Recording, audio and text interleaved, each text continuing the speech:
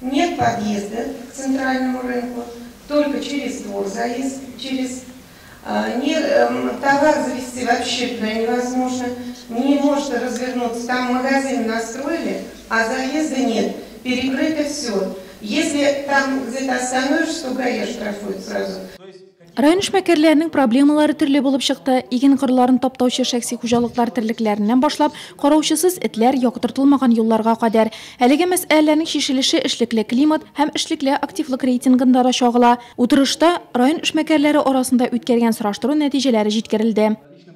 В текущем году гранты номинации «Начинающий фермер» получили и «Развивающий фермер» выиграли гранты 3 КФХ на общую сумму 6 миллионов 700 тысяч рублей. В период с мая по август 2017 года в районах Республики Татарстан методом телефонного опроса предпринимателей проводился замер делового климата.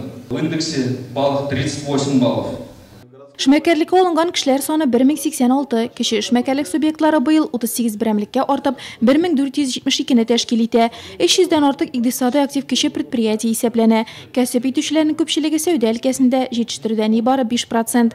Бизнес алып баручыларны финанслау алу, аренда түләүләре, контроль алып баручы органнарның тикшерүләре борчый. Шуңа да район башлыгы проблемалар турында курыкмыйча, ачыктан-ачык сөйләргә чакырды.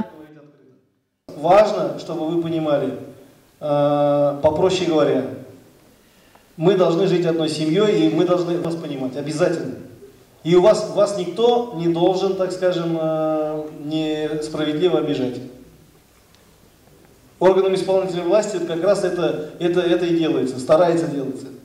Эшмәкәрләргә булышу, глобаль проблемаларны шишәр өчен законнарны үзгәртүне башкара алмасара, хәлдән килгәнен эшләү. Эшмәкәрлек буенча район советы шуны күздә тотып булдырылды да инде. Район башлыгы Равил Күзеров аның эшен нәтиҗәле итү максатында айга бер очрашырга чакырды.